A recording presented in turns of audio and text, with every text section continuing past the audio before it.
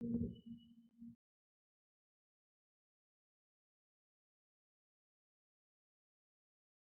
بالله من الشيطان الرجيم بسم الله الرحمن الرحيم الحمد لله رب العالمين والصلاة والسلام على أشرف الأنبياء والمرسلين وعلى أهل بيته الطيبين الطاهرين اللهم صل على محمد وعلى محمد. Assalamu alaikum wa rahmatullah, and thank you very much for joining us for this new course on history of Quran translation into English. This is a unique course because as I was preparing for this course, I've not seen that anyone has discussed this particular aspect of the Quran. Since about a few years ago in 2018, I believe, we had a Quran exhibition, exhibition of Quran translations here in Toronto. After that, there was a lot of interest. People wanted to know which translation they should use and how is it that there are so many translations. So inshallah, today and next, this is the first session. Inshallah, today and the next session, we will discuss about. This is the first session, okay? So you have not missed anything. There was an exhibition in 2018 or 17 in Toronto, whereby we had displayed Quran, different translations, about 65 of them. So inshallah, today and the next Wednesday, we will discuss the history of Quran translation and also perhaps try to advise which translations we feel that may be appropriate in our own humble opinion. So let's continue. As usual, it's important that let's begin this course and also other courses with a short dua, hoping that whatever we learn, whatever we hear, whatever, for example, we try to see on the slides, we are able to retain and benefit from that. So this is a dua which is found in Mafat Janan, the other book part of the dua, the Baqiyat al-Saliyat. As you know, Mafat Janan has two sections. One is Mafat Janan, the main book. The other is just on the Hashia. That means on the side you will find there is a smaller book known as Al-Baqiyat al-Salihat. Under that there is a dua known as Dua of Mutaliya. That means dua before recitation or dua before studying. In fact, if you have sons and daughters or nieces and nephews or grandchildren who would like to retain what they read or learn, encourage them to recite this dua. Bismillahir Rahmanir Rahim. Allahumma salli ala Muhammad wa ala Muhammad. Allahumma akhrijni min dhulumat al-wahm wa akrimni bi nur al-fahm. Allahumma aftah alayna abwab rahmatik wa anshur alayna khazain ulumik برحمتك يا أرحم الراحمين اللهم صل على محمد وعلى محمد. In the name of Allah, the Beneficent, the Merciful, O Allah, remove me from the darkness of doubt and error, and favor me with the light of understanding. O Allah, open for us the doors of your mercy, and unfold for us the treasures of your knowledge, O the most merciful of the merciful. So you can see that we are praying to Allah subhanahu wa ta'ala to remove the darkness of doubt and error, which is there a lot. Right? Because we have got influence of so many things in our life, which brings about that layer of doubt and error, and bring about darkness, right? So we have to remove that layer of darkness. And after that, of course, we pray to Allah that may Allah open for us the doors of mercy and unfold for us the treasures of His knowledge. Now we go to the next slide. And this, again, I will begin with hadith. Those of you who attended my last course a few months ago on how to study the Quran, the entire course, the slides, and the recording can be found on our website.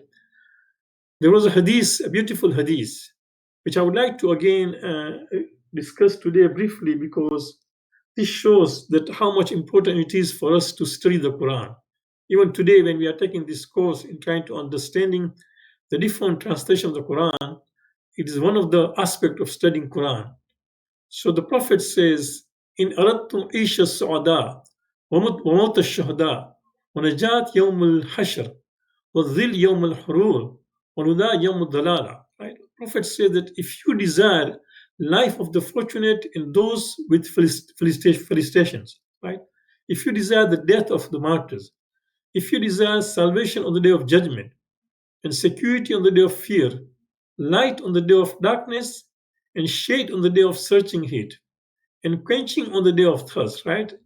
Then Prophet says, Fadrusul Quran, then in that case, study the Quran, right? then try to study the Quran. It says guidance, and if you want the guidance of the day when people go astray, study the Quran. This is because the Prophet says, فَإِنَّهُ كَلَامُ الرَّحْمَنِ, because Quran is the word of Allah, right? It is the word of Allah who is most merciful, كَلَامُ الرَّحْمَنِ. وَحِجْزُ مِنَ الشَّيْطَانِ, and also it is an instrumental in saving from shaitan. No. And then we are told وَرُجْحَانْ فِي الْمِيزَانِ, and helpful in increasing the weight of our good deeds.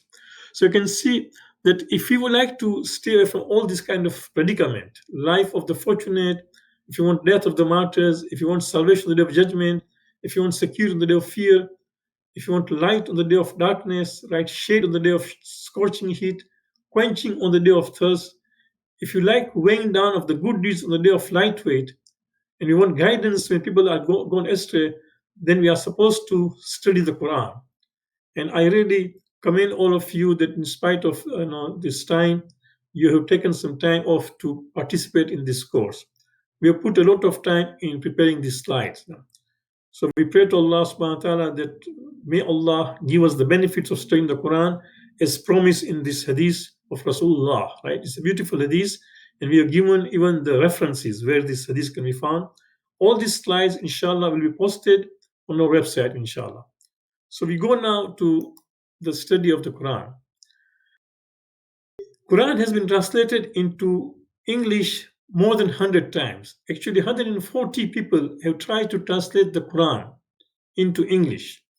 And these are some of them about who completed the entire Quran. Some of them, for example, are still working. But we have, for example, in our own library, in my own library, I've got 65 translations, you can see. But of course, others you can get in the public libraries, or for example, university libraries. But Quran has been translated again and again. The question comes, why so many translations, right? Then the question comes, which translation is best? And how has, for example, translations changed? So we have decided to divide into 7 phases of English translation for our course. And after reading about 3 to 4 books, I think 4 books, yeah, I've completed reading 4 books on this subject, 3 books complete in the 4th I'm reading, right? I can divide these into 7 phases. The first phase is, there was a time when Muslim scholars opposed translating Quran into any language other than Arabic. They said you cannot translate the Quran into Farsi, into Urdu, into English, or into Turkish, or any other language. So there was a huge opposition from scholars who just said this is not jais. Not only that, they even consider it as blasphemy. That means you are doing something which is against the sacredness of Islam, right? Blasphemy. So, for example, what we find that people take the prophets, try to draw the cartoons of the prophet and then present it, that's a blasphemy, right? So some of the people used to think that translating the Quran is blasphemy, right? That was the first phase. Then the second phase is, there was the first English translation, but that was done from French by Alexander Ross. We'll discuss about it. That was the first English translation, which was done in 1649. That means 17th century, 1649. So the first English translation was done in the 17th century, year 1649, from French. It was not done from Arabic. Then the third phase is, there was a translation of the Quran, but from Arabic, directly from the Arabic. And this was in the 18th and 19th century. There was once in 18th century by George Sale, and then in 19th century, 2 translators. We are going to discuss. So this is phase 3. That all these 3 translations were done by non-Muslims, by Christians, but from Arabic into English, right? One was done in 18th century, right? 1740, around there. And then other was, done in 19th century, 1830, then 1880, you can see. So this was 18th and 19th century. So again, the first translation was done from French in 17th century. Then in 18th century, there was one done from Arabic. Then in 19th century, there were 2 translations done from Arabic into English, you can see. So this is phase 3, right? Phase 4 is, we are going to see that now comes in, Ahmadiyya and Qadianis, right, who call themselves as Muslims. And they, of course, pray like what we pray, they fast, and all those things. So they were the first one to start translating, first from Urdu and or Persian, and then from Arabic. So they had a really high influence, because this was the first translation which considered by many as a Muslim translation, the first Muslim translation. So this is phase 4, and their translation had a lot of influence. It influenced many Muslims and also other translators, right? Then we come to phase 5, when Muslim translators lasting impact. Now the Muslims, the main Muslims, for example, the Shias and the Sunnis, they started translating. The scholars who knew Arabic well, who knew English well, who had mastered both the language, the target language and or the original language. That means Arabic is in the Quran, is in Arabic, right? Original language, and the target language translation, which they are talking to the people. So there were scholars who were masters in both this language. They started translating. And this is phase 5, which continues up to now. If you see that phase 5 is there, right? This started. At the same time, you can see that what was done in phase 2 and phase 3, the Christian translators, then came the Orientalists. Who are the Orientalists? These were non-Muslims, most of them, and they started taking interest into Quran as a subject, because they started studying Islam as a subject, right? So they were not Christian missionaries. They were professors in universities. They had mastered the language Arabic, and of course they knew their own language, either French or English or German, right? They started translating Quran from Arabic into French, Arabic into English, Arabic into German, and other languages. So these are Orientalists, right? They studied Quran as a subject and academically. They started Quran studying academic. They had no interest as far as religion is concerned. They did not believe Quran is sacred, but they just thought that how is it that Quran is so much influential? So they started translating. So you can see their goal was different. Their goal was not to promote Quran or to make people appreciate the Quran. No, their goal was to study Quran academically. And these are the Orientalists. So this is phase 6. This has continued, but now it has slowed down. It was quite. We'll see later on that they were very active, but it slowed down because of phase 5, because of phase 7, which, for example, so Muslim translators which had lasting impact. Then came again Muslim translators who improved, who realized that earlier Muslim translators, they used to be influenced by so many other things. We'll come to, for example, Yusuf Ali, Pickthall, right, Daryabadi. These are the first translators who came in phase 5. They had some influences on account of they were living under colonial rules, right, where they had studied under Christian missionaries. So there was some kind of influence in the translation. It could be seen. So now Muslims started studying in their own universities, even when they went to Western universities, but they were very independent, right? They had access to Muslim literature, Muslim tafsir, right? They knew Arabic, Farsi, Urdu, Turkish, right? And at the same time, English. So Muslims started translating. So this is the 6th phase number 6, right? It's quite interesting that this is the phase which we are just now, right? They started translating. More Muslims attempt the translation, right? And then, of course, this is 7th phase, which just now as we are. Presently, we are in phase 7. Now, future, this is my own prediction. After reading all these 3 books and the 4th book, right, I feel that this next phase will not be just translating. Rather, you'll find that there'll be scholars who know Arabic, who know English, but at the same time, they have served the communities, like I was saying, for example, like scholars who go and serve the communities and come across the questions which people put forward, right? So what kind of questions does come? They try to find the answers in the Quran. Now, the answers are found in the Quran and tafsir of Quran and hadith, right?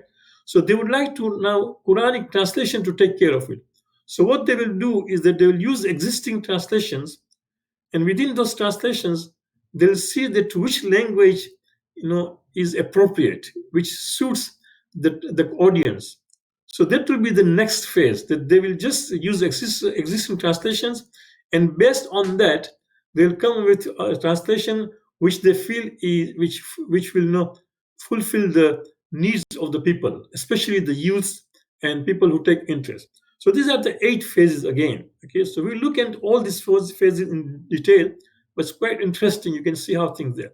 So let us look at phase number 1, right?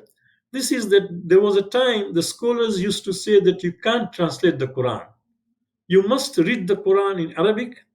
You must study the Quran, language of Arabic. You must do that, right? And there is no other way. The fact that you are Muslim, you have no choice. For example, they argue that if you, like, for instance, we, right? I'm talking just now from Canada. English is not my mother tongue. I was born in Tanzania, right? But then migrated to Canada. Many of you may be the same case. You migrated either from no, from Madagascar, from Africa, from India, from Pakistan into Western world, right? When you move into Western world, you learn the language, right? To be able to work there, to be able to serve them, to be able to run businesses. So the scholars used to say the fact that you are a Muslim, either born as a Muslim or accept Islam, it is necessary for you to learn Arabic because that is the language of the Quran. And then learn the Arabic and study the Quran, understand it, and comprehend it. You cannot read the Quran in English or French or Gujarati or Urdu. That was the argument, right? So we look at the school of thought. What was the argument and what was the counter argument, right? But before that, let us look at the Quran. Allah Himself also says in the Quran, "A'udhu billahi minash shaitanir rajim, Bismillahir Rahmanir Rahim. Inna anzalnahu Qur'anan Arabiyyan la'allakum ta'qilun." This is ayat number 2 of Surah Yusuf, right? Then Allah again says, no, inna ja'alnahu Qur'anan Arabiyyan la'allakum ta'qilun. So Shura ayat number 3, right? So you can see that this too, in this both places, Allah says, yes, that Quran was revealed in Arabic. Inna anzalnahu Quran Arabiyyan, that we revealed it as Arabic, or we made Quran as Arabic. But He also gives reason, لَعَلَّكُمْ تَعْقِلُونَ, that you might understand. You can see the allakum ta'kil in both these cases. So the idea is here that the Quran was revealed to be understood. It was in Arabic because why? Prophet was Arab, right? And Prophet used to talk to Muslims and Quraysh and others at that time in Mecca and then Medina. And of course, around Mecca and Medina, he used to also went to Taif. He went for Umrah and Hajj, right? So all those people, yes, these slides will be posted, brother, please. All the slides and the record will be posted on the website, no, inshallah. So these things, of course, was there because Prophet used to say in Arabic because the audience was Arab. Prophet was Arab and his audience was Arab. No? But the idea is that we are supposed to understand the message. So let us look at those who oppose the translation, right? And what was the counter argument? Those who oppose the translation, they said both the contents and the language are sacred. Now, this is a very important point. Keep in mind, not only the content of the Quran, that means what Quran talks about, but even the language is sacred. Because the argument is that at the time of Rasulullah, there were Arabs who were very smart in composing poetry, right? It was they were born with that. No, they were really smart. For example, an Arab can come, and Bedouin can come, stand in front of you and describe you in the most beautiful word poetry. You'll be amazed. Just ex tempo, there and there. He doesn't need to go home and study. That was the ability. So Quran came to counter that as the best and the most perfect language, right? So the language of the Quran, the Quranic Arabic itself is very powerful. It's moving, It used to silence the people who are opponents, right? Even the enemies who used to did not dislike Prophet but would like to listen to the Quran. In the morning, they would say, don't listen to the Prophet because the message was very powerful. In the evening, Prophet used to recite Quran at night. They would go and sit outside the house of the Prophet and listen to the recitation. It was so moving. It was so powerful because they were fascinated. They were mesmerized with the language. Are you with me? So the scholars used to say that if you translate the Quran into any language, English or French or Urdu or Turkish or Farsi, any language, right? You're going to lose the power of the language, that the style, that divine style of presenting, which even fascinated the master of poetry in Arabs, right? Those who were whose poetry was so powerful that they used to take pride in those poetries they used to just hang on Khana Kaaba, right? So they were so powerful, right? Even when they saw the Quran, they were ashamed. They used to say that Ma haza kalam bashar. When they looked at the Quran, they themselves said that this is not the language of the human being, right? So it's very powerful. So the people who oppose, they say that the language of the Quran is very powerful. And I agree to that. There is no doubt in it. I know little Arabic, and whatever I learn Arabic, I always find fascinating. I would always love to start the Quran, any discussion with Quranic verse, right? And discuss the Quranic verse and then continue. Because what is found in Arabic just cannot be had in a translation. Never. I've always found if I take an ayat of Quran, I can talk 10, 15 minutes just discussing that ayat. If I look at the translation, maybe I'll talk about for 2, 3 minutes and I'm done. So that is the power. It's so powerful, right? So that is one of the reasons. No? The second reason they say every translation is indeed human interpretation, right? As you can see, the fact I said earlier that there are so many translations because as people started translating, the later generation realized that the earlier generation were influenced. For example, the Muslims who started translating in 1930s and 40s and 50s, for example, Yusuf Ali, Pickthall, Daryabadi, right? These people, they were influenced by the time they were living in, the universities they studied, right? The environment they were living in, right? They were very much influenced by them. So every translation is indeed human interpretation, is human understanding. It's no longer a word of God, right? So that's why they're opposed to translation, you see. Again, this is a very strong argument. I don't dispute that at all, right? And then, of course, there are hadiths encouraging learning of Arabic. The sixth Imam says, for example, when Islam started spreading to Persia, Iran, and to Rome, by the time of sixth Imam already, by the time of sixth Imam, Islam had already spread outside Arabia, right? So there were non-Arabs who were already learning Quran, and they used to make a lot of mistakes when they read, right? A lot of mistakes, right? They would even, to the extent that they would change the whole meaning when they read it.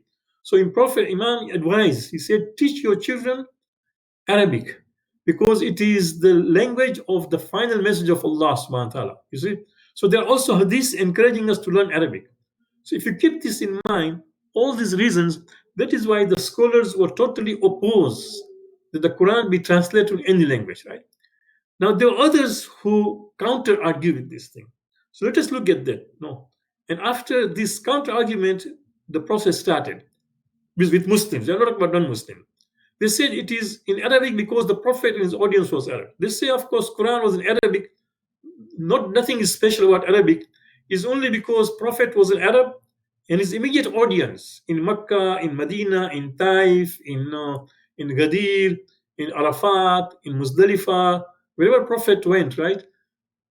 His immediate Prophet also went to Syria and of course Yemen, but at that time he was not a prophet, right? He was when he went with his uncle, right?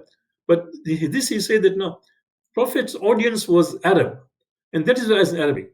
So if let us say if Prophet was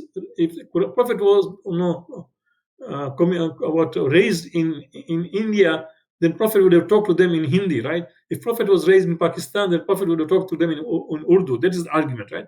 So this is one of the arguments they used to say. Second argument, counter argument, is that how can non-Arab Muslims appreciate from the divine message? If you are going to just keep Quran in Arabic only, not translate into French or English or any other language, then we who are not Arabs, how would we appreciate the message of Allah, the divine message?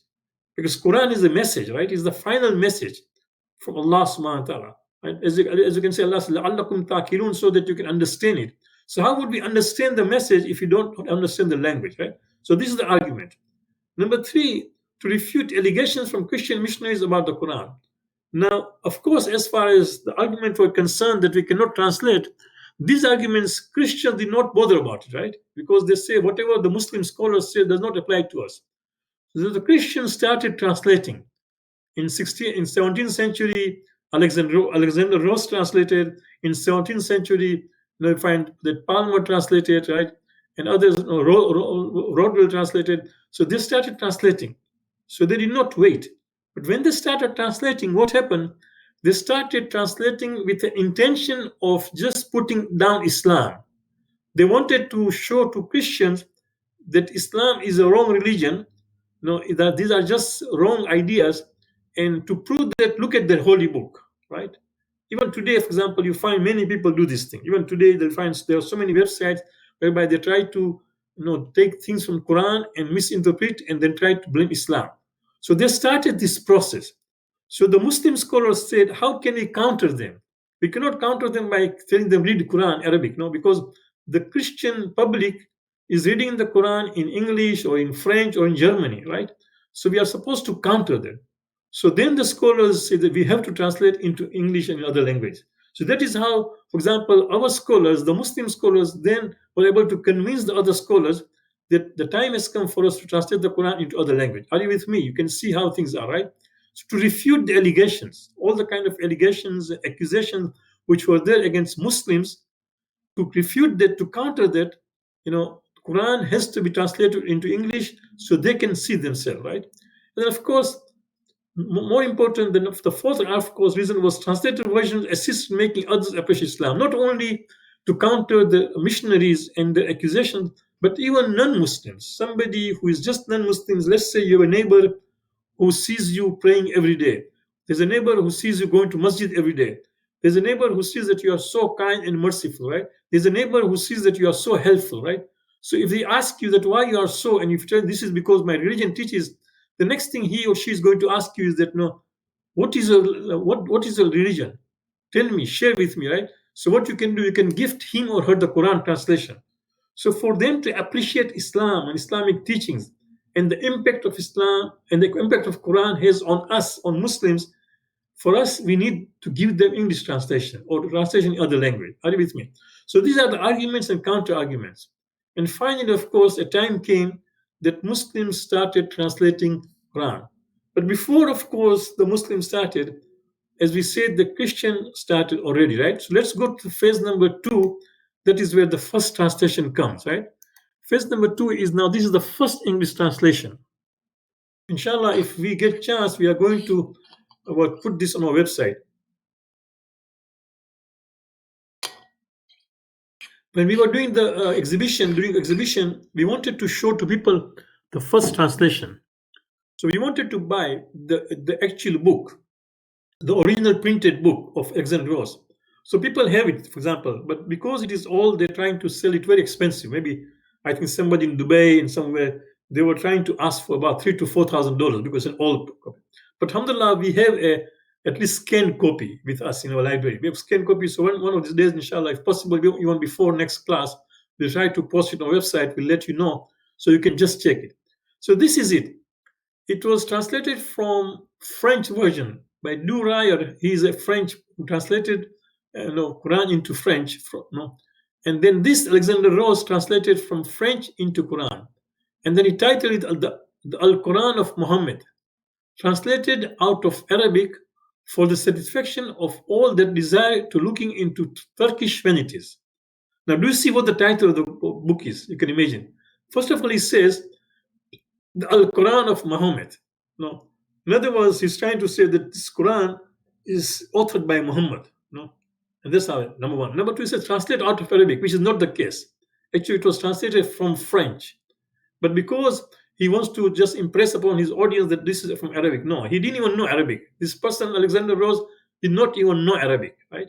He just translated from French. So that even claim is wrong. Then he says, for the satisfaction of all that desired looking into Turkish vanities. Now, what happened that during his time, there was Turkish Empire, which was very powerful. It was so powerful that it was almost like a threat to even British Empire, right? So it was very powerful. It was very vast. So he said, if you would like to just look at Turkish vanities, then look at their book. This is how his whole idea was to just give a wrong picture about Turkish ideas and Turkish empire. So he tried to put into Quran these things. Copies of these are available in print and scan. You can also get copies in print. Maybe some people have reprinted it. You can get all copy. Maybe since I can see, mashallah, people from Reunion, people from America, I can see today participating. Maybe you can look around. Just for example, you can Google in your area if somebody has a copy, and if it is reasonable price, keep a copy. It's worth. For example, and then you can donate it, for example, to some museum or some libraries, right? Islam Muslim libraries. So it's available. We only have a scanned copy, right? The title of the work, now these are the objections, right? Only few of them you can see. The title of the work, the wrong claim that it was from Arabic. The title of the work itself, you can see that it was just to put down the Muslims. And the claim that it's from Arabic is wrong, right? Accompanying, and then when he started printing this thing, you'll be surprised. When he decided to publish this Quran, there was already opposition from the British Empire. So this British Empire, they objected to this. They said, no, you cannot print this thing because it's going to influence people into Islam. You can imagine they were scared of people get Muslims even that time. Subhanallah. Although this was translated from French, although it was translated with the aim to put down Islam, but you can see that how much missionaries were scared about Islam. It's not only today. This has been there from long, not time or immemorial, that they've always been afraid, right? So what he had to do, the government had to tell him not to publish it. So he had to delay his publication. In the meantime, he came up with 4 chapters. He said, okay, since you are afraid that people are going to accept Islam by reading Quran, he included 4 chapters before the translations. Look at the translation chapters, right? One was a summary of the religion of the Turks. You see, he calls Islam as the religion of the Turks. So first of all, he talked about everything bad he could write against Islam, and said the summary of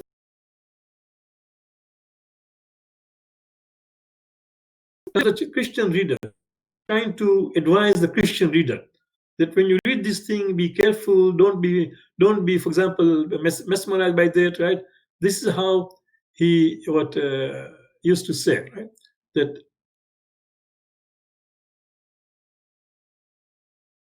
so this is translated. That means he was advised. I remember when I was in Edmonton, when I was doing my bachelor's.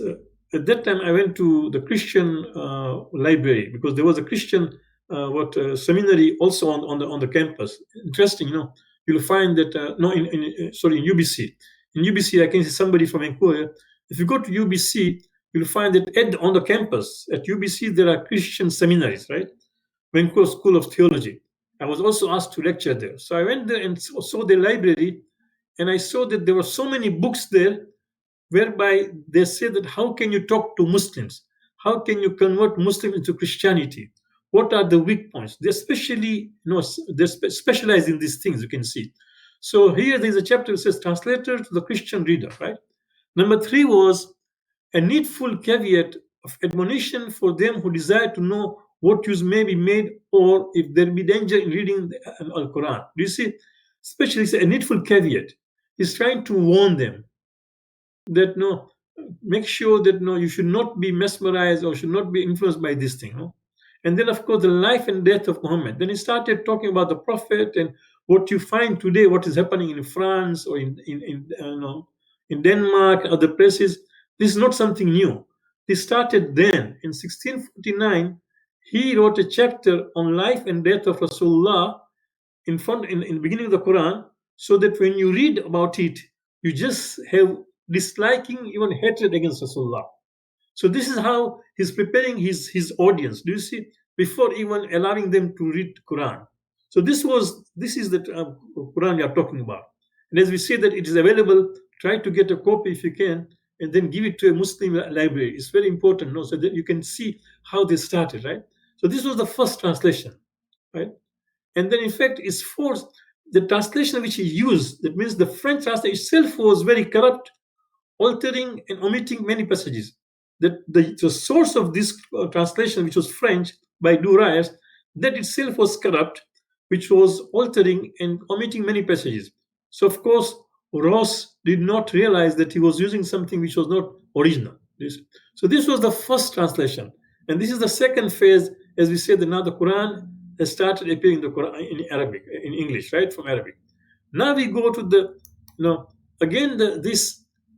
this second phase, the third phase. Now this is the third phase whereby you find Quran is being translated into English from Arabic directly.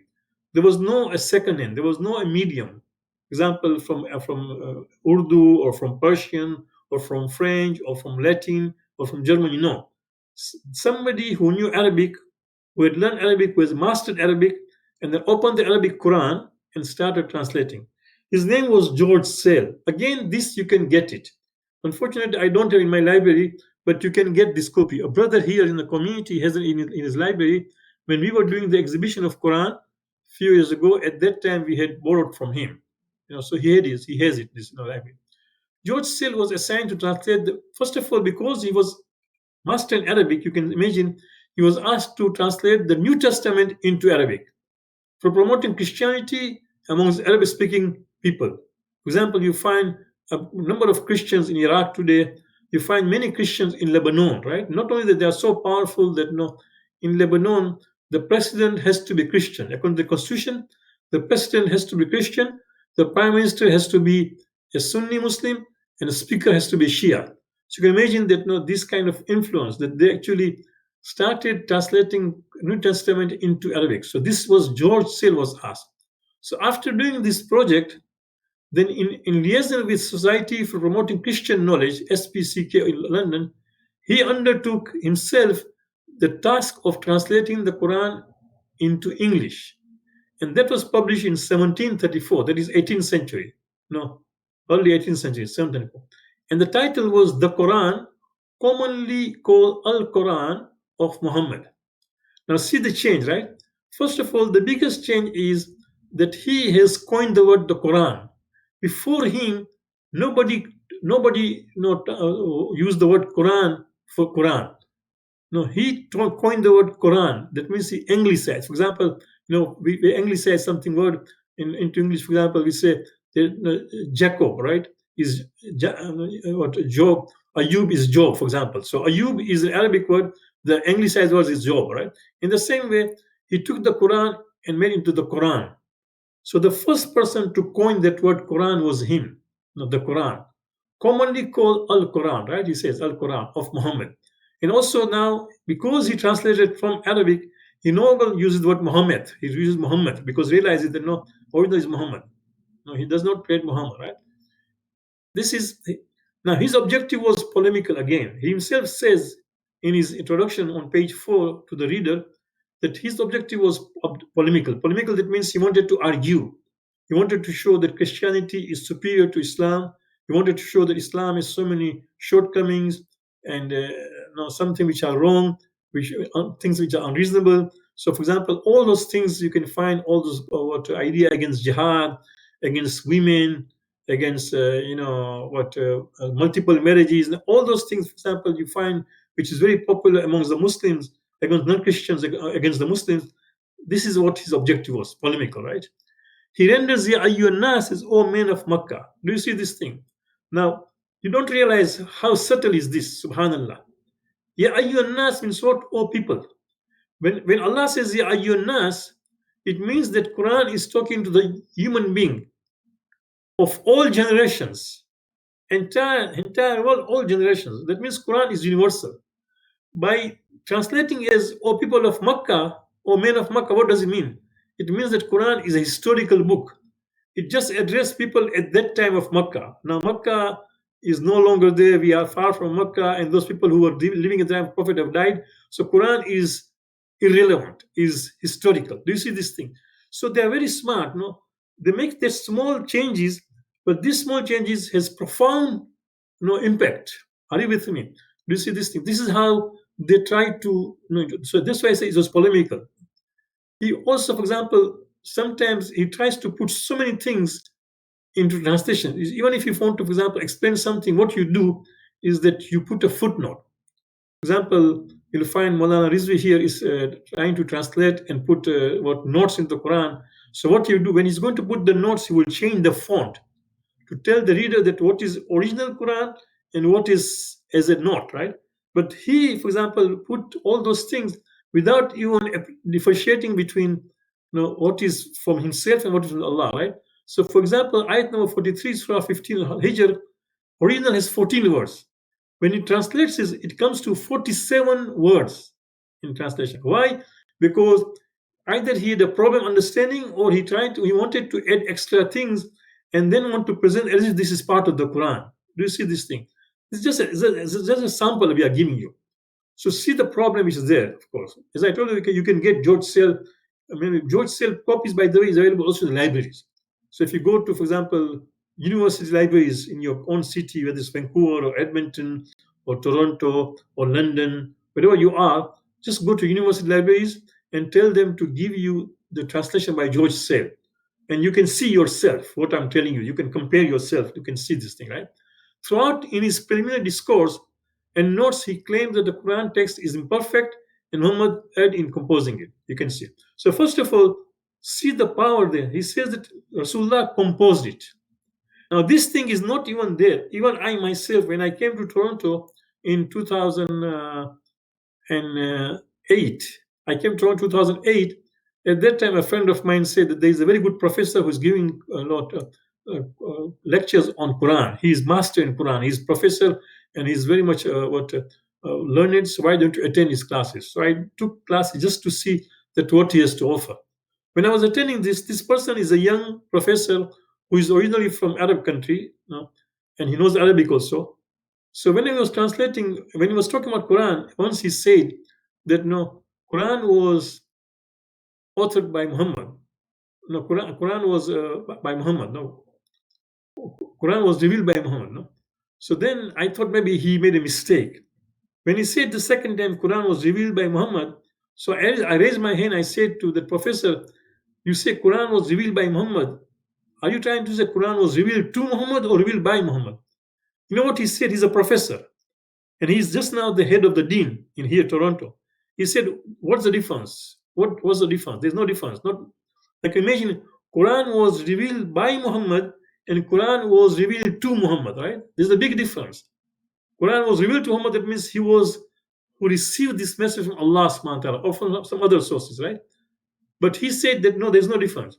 So you can imagine that what this George said, that this Quran was composed by Muhammad up to today. You find in the universities, even today, this thing is being promoted, that Rasulullah Muhammad is the author of the Quran. While we believe that no, Quran was not authored by Muhammad, was received by Rasulullah. He was Amin, he was trustworthy. So the way he got it, he immediately just transmitted to the Muslims. So much so that some of the verses, even for example, were trying to warn the Prophet, he did not change it. Up to today, for example, there's an argument that why did Allah, for example, say this to the Rasulullah? But Prophet was such a trustworthy transmitter, he did not change even a single word. All of us know Gaddafi, this crazy person who finally was killed. He one day said that let us remove the word kul from the Quran. For example, we say kul huwallahu ahad. Say that he Allah is one. He said the word say is historical because people came to Rasulullah and said, who is Allah? So Allah revealed this surah to explain who Allah is. So we don't need kul. But he didn't realize it that kul in the Quran is not only once, it's more than 200 times. So if you are going to remove kul today, you are going to remove other things, right? Muslims have not changed the Quran at all. For example, 29 surahs of the Quran begin with al-muqattiyat, huruf al-muqattiyat, right? Alif, Lam, Mim, Yasin, Taha, Alif, Lam, Mim, Ra, Kaf, Ha, Ya, Ain, Sad, right? All these are known as huruf al-muqattiyat. These letters, nobody knows the meaning. There is a lot of discussion on it. Lot of discussion, right? Even then, nobody has said that let us remove this thing because we don't know the meaning. They've kept it. Why? Because it appeared in the original Quran. Do you see this thing? So these people always try to they say, well, that this Quran, Muhammad composed it and there is a lot of imperfection in it. He distorted by paraphrasing and deliberate mistranslation due to omission, lack of understanding, use of Christian theological concepts, including faulty notes, you can see, right? So please, thank you, Ghulam Sanbai. Razal Sanbai has inshallah posted for us even a website whereby you can get George Sell's Quran, right? You can see this. So that's good. We can also download that. So this is it. You can see that he distorted by paraphrasing. Paraphrasing, that means you take, for example, an ayat or a passage, and then you change it and say, I'm paraphrasing it. This is not original words. You have no right. When you translate it, you cannot paraphrase it. When you talk, you can paraphrase it. But when you translate it, You are supposed to be always honest to the original text. And deliberate mistranslation due to omission, lack of understanding, or use of Christian theological concepts, and including faulty notes. You see, so this is what George Sale has done, and Raza Hassan Bhai has also put for us that link.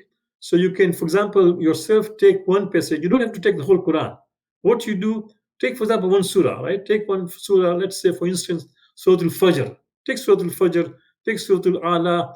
Just download that translation and compare with what you have today in your home. Then you realize what we are trying to say, right? That what kind of things they were done. So this was the first translation, and this is, as we said, this was the third phase. No, this is the third phase. Yeah, first phase was the opposition to translation. Second phase, translation from French. The third phase was translation from Arabic, right? And the next slide, also, we are still talking about the third phase, and that is that there are two more translations done from Arabic into English. Now, this was done in the 18th century, in the 19th century. Okay. As I said, the first translation was done in 17th century by Alexander Ross. The second was done in 18th century by George Sale. And then in 19th century, there were two translations. One by J.M. Rodwell, and other was by E.H. Palmer. Right? Again, these you can get because they were reprinted. People have reprinted. Many companies have reprinted this thing. So you can get, in fact, I have this in my library also. So you can get these copies if those who are interested. No. You can see, now this was done from Arabic. Both of these people knew Arabic. But what they have done, again, these are Christians whose idea is to just put down Islam, to discredit Islam, right? So that is why they're coming up. They were not satisfied with George Sale. Somehow, although George Sale had already done a lot of harm already by now, but they thought that perhaps people already started criticizing George Sale. So let us come with something new, and then maybe people will start reading. So both of them, either were Orientalists or Christians, right? So you can see that the first Orientalist translation you can see is this by Rodwell. The Quran, again, he uses the word what George said. The Quran, the surah arranged in chronological order with notes, right? Now what he does is that he rearranges the surahs. Now keep in mind, we today also, we Muslims, we believe, of course, that the Quran which we have just now in our houses does not have Quran surahs in the way they were arranged. But at the same time, we believe that this arrangement, Al-Fatiha, Al-Baqarah, Al-Imran, Al-Nisa, Al-Ma'idah, Al-An'am, and all, if you take all the surahs until An-Nas, right? This arrangement was done by the Prophet, and this was as per the instruction by Jibreel. So that means Allah subhanahu wa ta'ala sent Jibreel, and every time Jibreel would come to the Prophet once a year and says, "Oh Muhammad, whatever has been revealed, you place it in this place, in this section of the Quran," right? He would do that. In the last year before his death, Jibreel came twice, not only once, twice for this particular for this particular function, to just finalize the arrangement. So we believe that this Quran, as it is today, is not arranged chronologically. We believe that, but at the same time, it is arranged, with divine instructions. Keep in mind, and that is why we can read this Quran in the namaz. If this Quran was not revealed properly, if it is not arranged properly, then we could not say the surah in the namaz. The fact that we can say all the surahs in namaz, there is not a single surah you cannot say. The only 4 surahs you cannot say in namaz only because they contain wajib sajda. Surah number 32, surah number 51, surah number 41, surah number 53, surah number 96, right? So 32, 41, 53, and 96, these 4 surahs you cannot say in namaz, not because there is something wrong in them, na'udzubillah. No, only because they contain an ayat of Quran after which sajda is wajib. So if you are reading the Quran, for example, and then if you're reading this in namaz, and if that ayat comes, you'll be forced to go to sajda. So from qiyam, you go to sajda directly. and again stand up as the Wahhabis do, right, in Mecca and Medina, and then continue with the namaz and qirat and all those things. We don't believe that. We said, no, you are supposed to follow the strict routine as Quran, as namaz even say, right? So this is only because we believe that the arrangement of the Quran was done by the Prophet as as he received this instruction from Jibreel. So he started first of all by rearranging the surahs and started putting notes. Who wrote well, right? As an Orientalist, he was interested in discrediting Islam and he was not satisfied with Sales translation. No, he believed that Islam contains fragments of disjointed truth. No? Why he says like that? Because he finds something which he believes of Christianity is found, something which is found in the Testament, Old Testament is found in the Quran. So, and something is not found. So he believes that this is disjointed truth, right? And it is based upon Christianity and Judaism.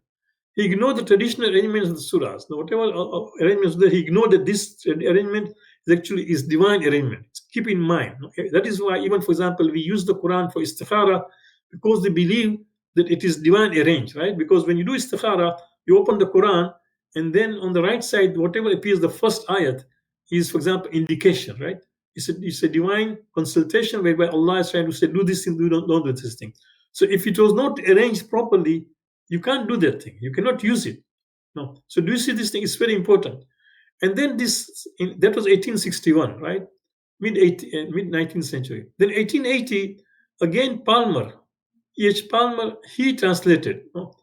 Now has 65 instances of omissions and mistranslation pointed out in one article. Only one person who studied this translation wrote an article long ago. He says that he could find 65 instances of omissions and mistranslations. This is only one. If you know, other people would have, for example, studied very clearly today, and if you try to find, you will find a lot of other things. So you can see this is what Palmer, did this thing. So we are in the third phase. We have completed the third phase. The fourth phase is the Qadiani influence, which I don't think we have time to discuss. So we only have 8 minutes before we end this session. I will welcome the questions. You can just put your questions in the chat box now, inshallah, and I'll try to answer now. If you have any questions, again, as we said, that all these slides and the recording will be posted on our website. This is the link. This is how you get. You go to www.academyofislam.com-ali 571. If you go to this link, inshallah, within a day or two, you'll find these slides as well as you'll find the recording of this presentation. So any questions you have, any clarifications you would like me to do?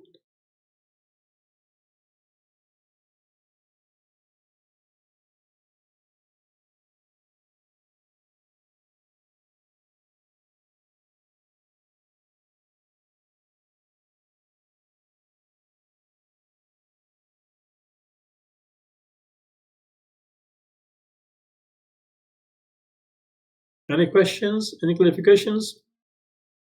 Subhanallah. If there are no questions, I hope that you understood what I was talking or you did not understand what I was talking, either that way. Either everything what I said was clear or everything what I said was perhaps. Thank you. It was clear. Any questions, any clarifications? Okay, so anybody who's interested in this particular subjects, I know we had an exhibition here of Quran translations 2 or 3 years ago here at Jaffrey Center in Toronto, and all those reports and the lectures given by the speakers is there on our website. No, later on we'll send you even if you can just check it, Quran exhibition. If you just try to see Quran exhibition in Toronto, you will get all those lectures and perhaps ideas about these things. Thank you very much for your comments. So we still have 5 minutes. So then I'll go to the next slide. Please don't leave. So at least because we have a lot of things to cover, next week also. So the next slide this is now phase number 4. Now, amongst the Muslims or so-called Muslims, the first one to take the challenge of translating were the Ahmadiyyas, the Qadianis. Now, we can give them the credit of doing this thing, but of course, at the same time, they also had a negative influence on Muslims. Why? Because as you know, that the biggest difference between these Ahmadi Muslims or Ahmadiyyas and the other Muslims is that they do not believe Rasulullah as the final prophet. All Muslims, besides Ahmadiyya, all Muslims, that means the Sunnis, the Shias, the Ismailis, the Sufis, Abadis, all just know so many different sects of Muslims know. All of them believe Rasulullah is the final prophet. There is no prophet to come after that. Except the Ahmadiyya and Qadiani, they believe that no, Ghulam Ahmad of Qadian was a prophet, right? And was a prophet, and he's Mehdi and he's Isa and all those things. You can read about their beliefs, right? They took the challenge of translating the Quran, and they were the first non-Muslims, the first non-Christians, the first non-Orientalists to translate. I can't say they were Muslims because there is a lot of debate about whether they are Muslims or not. We don't want to get into that thing just now. So, but they took this responsibility, and their influence was very powerful. You can see. Now, why they did this thing? You can see. First of all, British mandated English as a dominant language of public exchange in Indian continent. Before, when India was being ruled by Britain, at that time, British they mandated that you must learn English. That is why you can see our forefathers, those who are from India, or even those who come from Africa, all of us are good in English, not because it was a special language or it was our mother tongue. No, far from it. It's because it was the language of work. We had to learn this thing, right? So British mandated in India that they have to learn English, and that is for public exchange. You can see, right? So that was this, and then additionally, missionaries disseminated English Bible freely. Missionaries started giving English Bible freely. So the Ahmadiyya took the challenge of what translating Quran and then presenting it to the Muslims.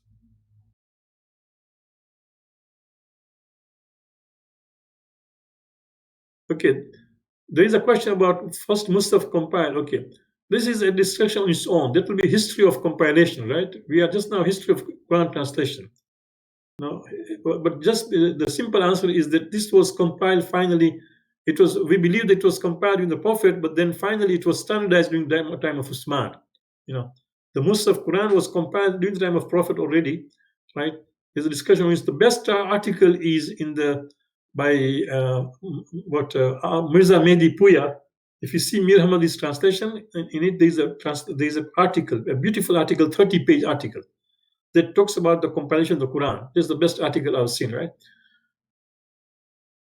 And then, of course, so this Ahmadiyya, they had, you can see, they were first in translating this thing. Look at this thing now. 1905, the Holy Quran. 1905, then 1917, right? Then 1947, then 1955, 1969, and even continue. So the main translations which came from the perhaps Muslims in inverted commas or by them. So their translation actually was pervasive. No, it filled, you can find in different libraries. Even, for example, when I got that, I saw in my library, my collection, somehow I saw I also have a Ahmadi translation. So it seems that no, somebody might have given it to me, or somebody might have gifted it to me, but I could see automatically. I did not, when I was having this exhibition of Quran 3 years ago, I did not have to go and buy the Ahmadi translation. It was already there in my library. It shows that perhaps this was widely available to Muslims. And as early as 1905, you can see they started translating the first. And one thing which is very common with them is that all the Quran, the titles they give the Holy Quran. Do you see this thing? For all the translations, they give one only title, the Holy Quran, the Holy Quran, the Holy Quran. You can see. So they were very smart the way they did this thing. And even their work was competent. The translation, that means the language, so initially they translate from Persian and Urdu, but then they translate from Arabic. Even the language from Arabic into English was competent. Even today, when those who know Arabic, if you read the Arabic and if you read the translation, you find that no, they've done a good job when it comes to translation. But the problem is that so many places they started putting their own belief. For example, that Muhammad is not the last prophet, that Ghulam Ahmad is going to come, that Ghulam Ahmad is Mahdi. They started putting such things there within the translation. As I said, if you put in a footnote, it's a different thing. But when you add them in translation, then that is dangerous.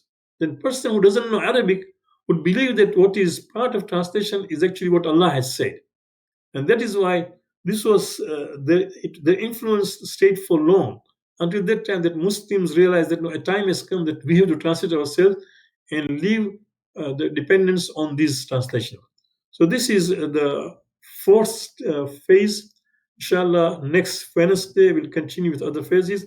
We pray to Allah subhanahu wa ta'ala that may Allah accept the efforts we are putting in trying to understand the Holy Quran, in trying to understand the history of the Quranic translations, in trying to understand that which kind of translations one can rely on, in trying to understand that what kind of influence or methods people have used in trying to use Quran to just fulfill their own agenda. May Allah subhanahu wa ta'ala reward you all for your time and interest in participating in this course. Wassalamu alaikum. Please keep us in your prayers.